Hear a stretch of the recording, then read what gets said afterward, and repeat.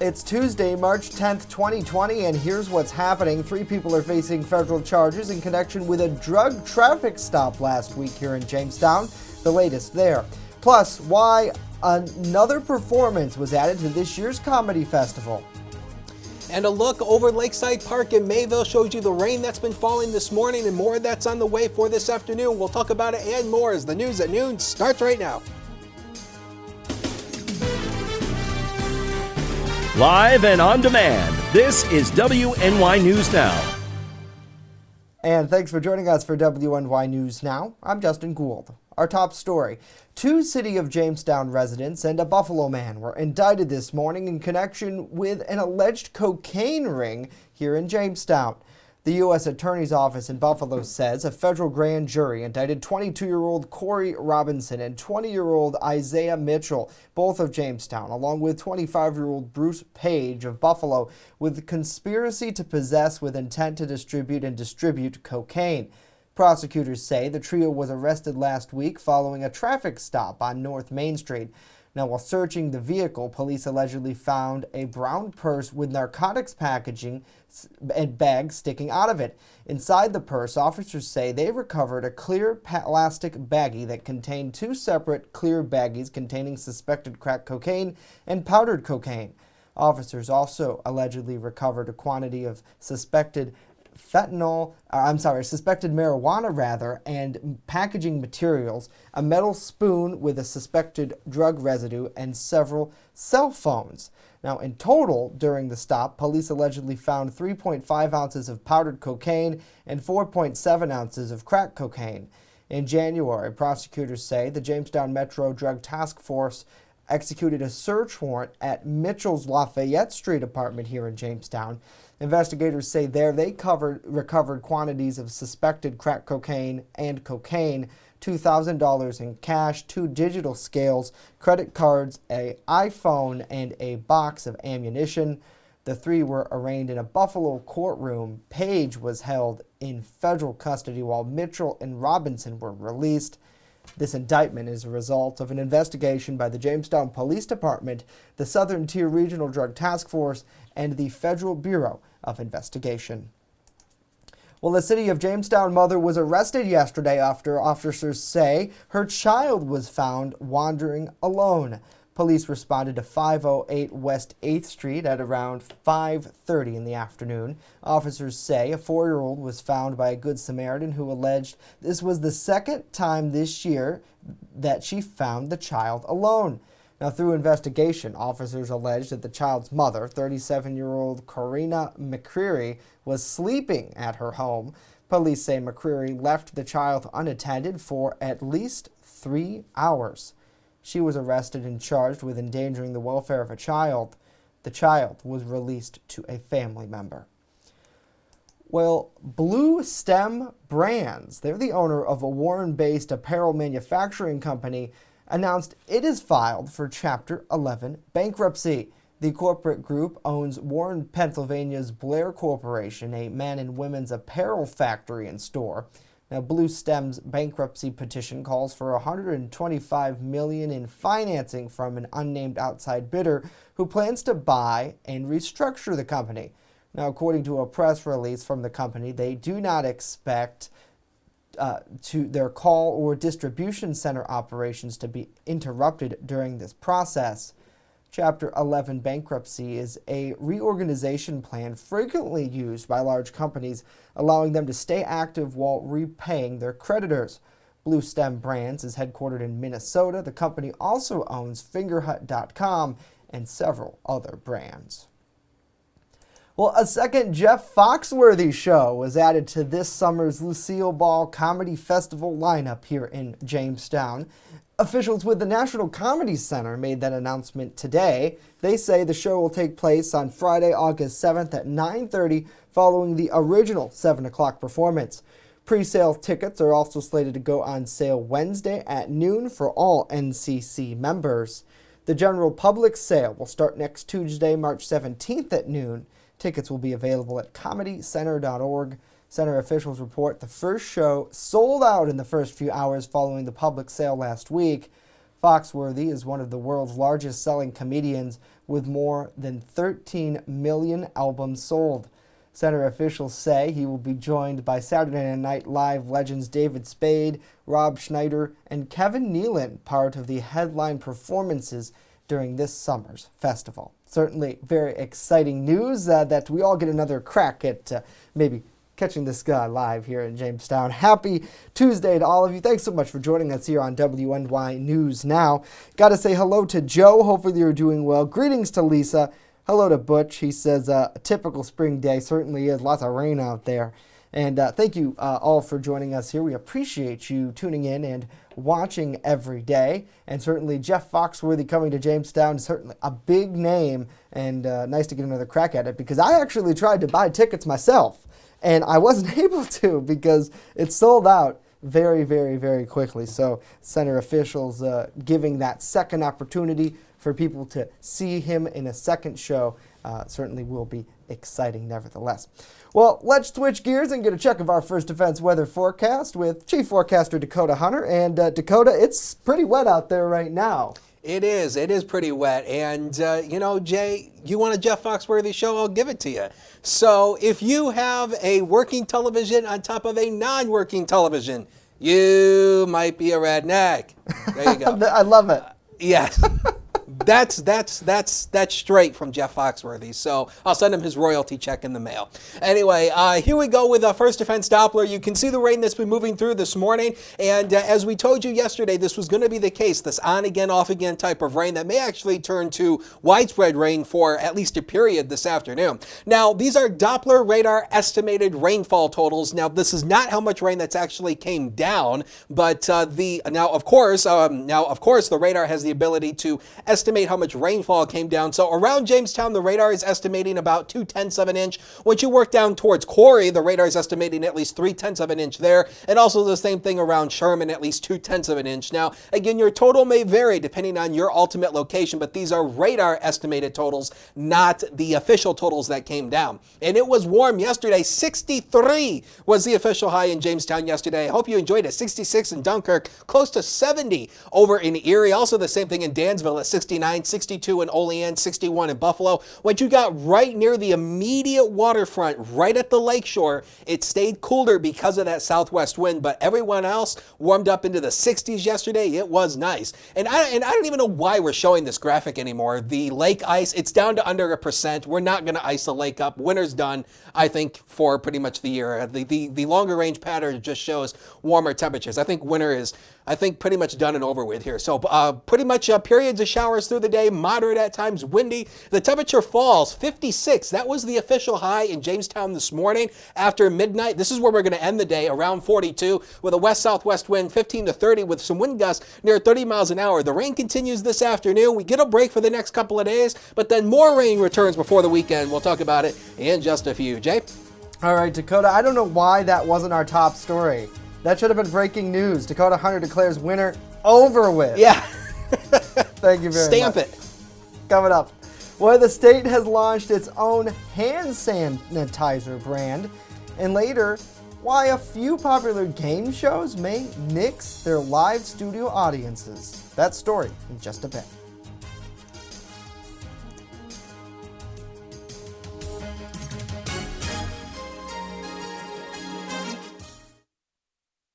With coverage that matters. This is WNY News Now. EagleZip.com is your local one-stop shop for all of your home and business computer needs. Located on Fluvan Avenue Extension, just outside of Jamestown, EagleZip.com sells and services all brands of desktops and laptops, as well as servers and network equipment for your business. All new computer sales include transferring your data from your old computer plus a 2-year warranty. Call EagleZip.com today. Stop by EagleZip.com today and let us make computers easy for you. Every cookie sold in the Girl Scout Cookie Program helps girls learn lifelong lessons in people skills, decision making, money management, goal setting, and business ethics. It's amazing how much you can learn from a cookie. the Girl Scout Cookie Program. Think outside the box. And welcome back to WNY News Now. The fear of coronavirus has led to a shortage of hand sanitizers in many places, including here in Jamestown. But New York State says they have a solution. Yesterday, Governor Andrew Cuomo announced that prisoners will be making 100,000 gallons of hand sanitizer each week. Cuomo says the hand sanitizer is about 75% alcohol and cheaper and superior to what's on the market right now. It even has its own name, NYS Clean. The hand sanitizer, you said $6 a gallon. Is that the price that you'll be charging, or is that what it costs to make? That is what it costs us. For you, $12. Because we like you. No, we have to make a profit. Fair enough. So are you selling this to municipalities and No, schools? we're providing free it. of charge. We're providing it. And then Corecraft, that's a prison labor company, right? Do you know where this is being manufactured? Corrections Craft, Corecraft, hence the name, Corecraft. Fancy label. This was produced. Great Meadow. Washington County. 100,000 gallons per week current capacity. Now, the hand sanitizer will be used in schools and other city and state properties around the state. Well, beginning immediately, CVS Pharmacy will waive delivery fees for prescription drugs due to the coronavirus outbreak. CVS cited the CDC's guidance advertising people at higher risk for coronavirus should stay home as much as possible. Now, Athena, a CVS health company, is waiving early refill limits on 30-day prescription maintenance drugs. They're offering that to all members with pharmacy benefits administered through CVS Caremark. The insurance company is also offering 90-day maintenance medication prescriptions.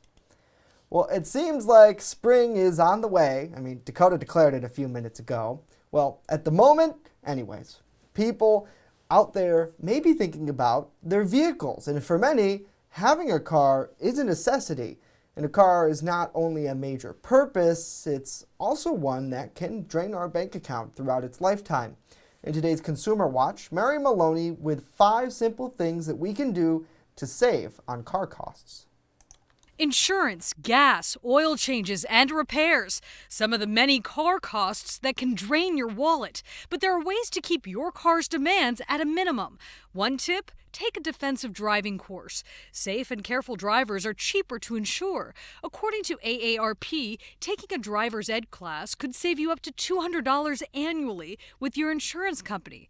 Another idea from AARP: use cruise control. It can reduce highway fuel usage by 7%. Depending on how you drive and how far, you could save as much as $70 per year. Tip 3, be smart about gas. Gassing up likely eats up much of your car budget, so find the cheapest prices in your area by downloading apps like Gas Buddy or Waze. And several grocery stores or credit cards offer loyalty points that can be used at gas stations. Tip 4, keep your tires properly inflated. The EPA says driving with properly inflated tires can improve your gas mileage up to 3%. And the final tip, take good care of your car. That means keeping up with regular oil changes, air filter replacements, and even something as simple as new wiper blades can keep those engines revving longer. For Consumer Watch, I'm Mary Maloney. All right, Mary, a wise man once said, if you take care of your car, it will take care of you. And I agree about the cruise control there, because now when I get on the highway, it's just automatic. That's set my cruise and go. And less chance of a speeding ticket too, because I always get lead foot and it's like, oh, look at how fast you're going. Naughty Justin. Well, it's time to go old school today because it's National Landline Telephone Day. You know, they still have these things. Your landline, or if you've cut the cord, you can call someone who has a landline phone. And if anyone you know still has one, I know a couple of people. Alexander Graham Bell was the first to patent the telephone back in 1876. In recent years, though, it seems like the smartphone has replaced the home phone, but many people still use landlines at work.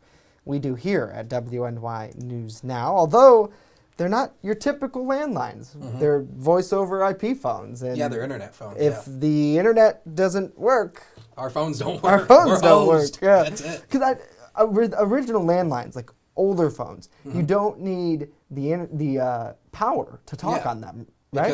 Because they work basically just by using the dial tone. Right. They basically just work by plugging the cord into the phone into the wall, and it works. Right. And unless you have a cordless phone, then it doesn't work. Right, because you need the base to be powered to send the signal over the air. So, pretty cool. Happy. But if you have like the National Landline old-fashioned rotary dials, or like the big box-looking ones that has the hang on the receiver wall? on the time, on yeah. the top. Those Those will things work. work. Although if you have a modern corded phone, I don't think it works because it has to be plugged into the wall. Yeah. Interesting. So, happy National Telephone Day, Dakota. And I don't know. I mean, it's so tough because these things are so good. And we'll see what happens, I suppose. I mean, the thing when it comes to landlines is why would you, I guess in some regards, if you're elderly, having a landline would be a good idea because a lot of elderly people don't go out as much. Yeah. They stay home a lot. So they don't use the cell phone. Yeah, but it's like, for most people like us, but most of the population, these work just fine. Why would you have a landline when it's not connected to anything and it stays in one place? Joe, he says he has a landline, and I know a few people who still do. My parents cut the cord a while ago. I don't know anybody who has a landline. I don't. No? I know 4 people who have a landline. Almost. I think everybody I know has cell phones. I don't think anybody has a landline anymore that I know. Let us know what you think in the comments below. If you do have a cell phone, download our mobile app. Search WNY News Now in the Apple App Store, Google Play Store. You can stay up to date with things. And like the breaking news Dakota dropped on us, that spring is here. Yes. Right? I think looking at the longer range pattern stuff, I just don't think winter will make a comeback. The longer range pattern just looks to be warm. So. That looks like spring out there to me. Wet and muddy. It does. Right there. Wet, mild, and muddy. That's a live look from on top of the DoubleTree Hotel downtown. 50 degrees downtown right now, but there's a healthy southwest wind of 10 miles per hour. And you can see that rain falling on the camera lens right there. So that has been the story through the day. Hey, did you get out and see the moon last night? It was called a full worm moon. And I thought I'd make a little graphic to kind of explain this. So basically what that means is it's the first full moon of the month of March. And essentially what that means is that the moon is closer to Earth, so the moon looks a lot bigger than it actually is. The moon didn't increase in size last night. It just was closer to Earth, so it appeared larger. And the next super moon on the calendar is April 8th. And so I hope you got out and seen that, because if you didn't before the clouds came in, you have to wait until next month to see the next full super moon. In terms of the temperatures, the highs have already occurred today. 56 was the high today in Jamestown, 62 Dunkirk, 62 Erie, 60 in Buffalo. All of these were early morning highs. We're sliding all the way down through the 40s today, and we're going to end the day in the lower 40s. And it's been March mildness, because I know March Madness starts here pretty soon, so March mildness. These are the past 7 days of high temperatures. Not a single one of these temperatures you would think of as a March day. Not one of them. Not even Saturday at 41. Not a single one of them. So again, it's been mild throughout this month, and pretty much this winter has been mild on average. When you take all the months so far that we've had, it's been relatively mild. So temperatures continue to fall through the afternoon. I just told you that. Moderate to heavy rainfall at times. A lot of the rain should be light, but there could be some moderate to heavy bursts at times. Mostly dry Wednesday and Thursday. Small chance of an isolated shower in the afternoon tomorrow. Otherwise, it should be mainly dry. A cooler but overall nice weekend. It won't be as warm with a lot of sunshine like we had this past weekend, but it won't be bad. First Defense Doppler radar shows you the rain that's been moving through it. Again, when you get into these darker colors, that does start to indicate the heavier amounts of rainfall, and this is all pretty much moving to the east-northeast. You can see it here on the time lapse, and this is going to continue through the afternoon today. But the reason the temperatures are dropping is because we're shoving a cold front through the area. The cold front's already moved on through, so with behind that front, it brings in that colder air. So that's the reason why the temperatures are dropping today. Here's Future Scan through the day. It shows you the rain through the afternoon, and then watch this as we go into the evening hours. This particular model shows the rain hightailing further out to the east. southeast. I think the rain will linger a little bit longer into the evening hours than this, but again, it will taper off tonight. Tomorrow will be dry, but watch what the model sparks up here. A few of these little light isolated showers. This is the lowest color, essentially, on the color table that our radar system uses. It's this light blue color. You can see it up here. So again, this is going to be that very small chance of an isolated shower. It's about 20 to 25% tomorrow. So again, I think the majority of the day should be dry. Any of those will go to bed for essentially tomorrow night, and then Thursday will be nice and dry behind that. So zone forecast, the Lake Erie shoreline today, this is where we're going to end the day. The temperatures are falling through the day, probably lower to mid 40s here, but again, rain showers on again, off again at times. Inland areas here, pretty much the same story. We're going to end the day in the lower to mid 40s for most areas after our highs were way up to almost near 60. Windy, and again with that west-southwest wind, 50 to 30 miles per hour. Next 7 days of your life, here they come right now. 44 degrees tomorrow should be our average high. There's that small chance of an isolated shower through the afternoon. 50 on Thursday. Better chance for more widespread rain on Friday, 49. A ho-hum weekend, cooler, but definitely not bad with partial sunshine at times. And we're back up to the mid-40s next Monday. Sports is next. Don't go away.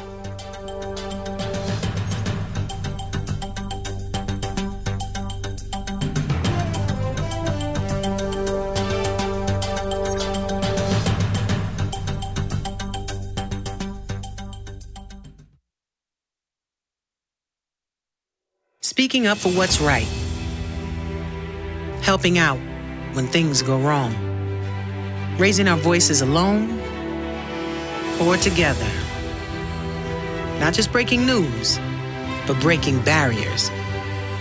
Fighting for victory on the battlefield and on the playing field. Seeing the world through new eyes and the earth from miles above. Redefining beauty, brains, and what it really means to be queen. Making ourselves heard on stage and on screen. Showing the way in Silicon Valley. And showing up for others wherever help is needed most. Not just making our mark, but making a difference. Now that's a job for a Girl Scout. Girl Scouts, preparing girls for a lifetime of leadership. You're watching WNY News Now, your source for breaking news. There's an old saying, there's no news in the newsroom. Well, it's true. The time I spend at the anchor desk is just part of my day. Most of our time is spent gathering stories in the community, stories that matter to you. We can't do it alone, and we need your help. When you see breaking news or have a news tip we should know about, drop us a line on Facebook today, email our news desk, or call our newsroom at 488-7226 so we can bring those stories straight back to you. You're watching WNY News Now, where coverage comes first. WNY Sports Now is powered by Phone Zone of Jamestown. With the largest inventory around, we buy and sell our own merchandise at a price that can't be beat. Have a broken screen? We'll fix it. Learn more at phonezoneshop.com.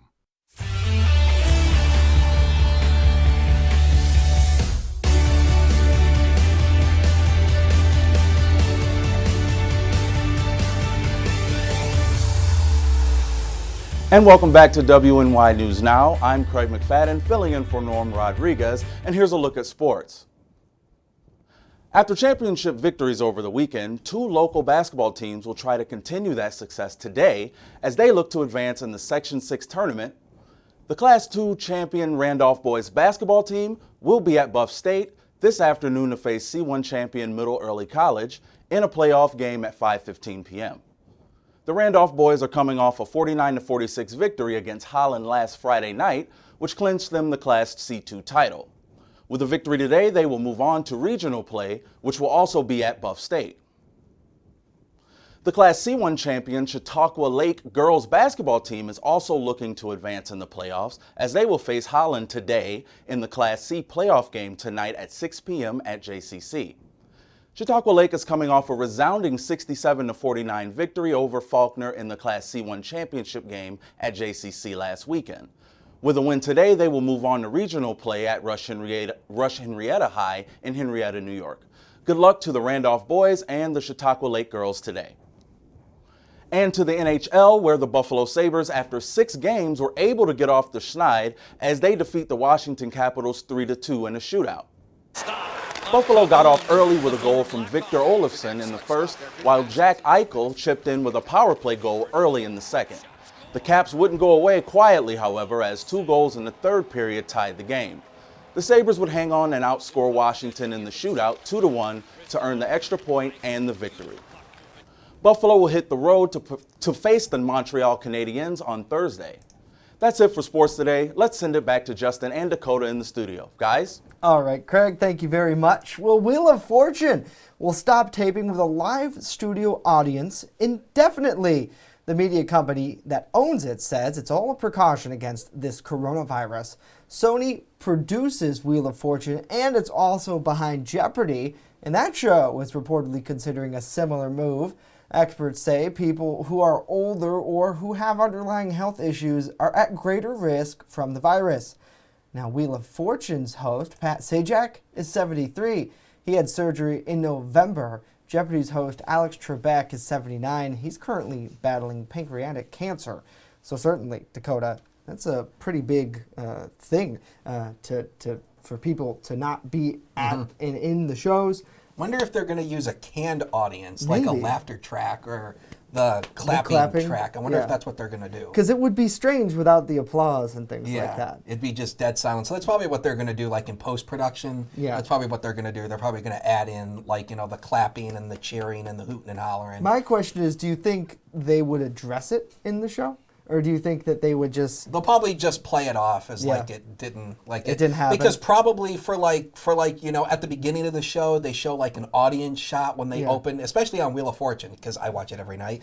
And so, you know, at the beginning of the show, they open with like an audience shot with them clapping, and then you see Pat and Vanna exiting, you know, essentially coming onto the stage. So they might use like stock VO that they might have, or they might just can it entirely and just do like an intro and then show Pat and Vanna because they could almost do the intro and then just get to it.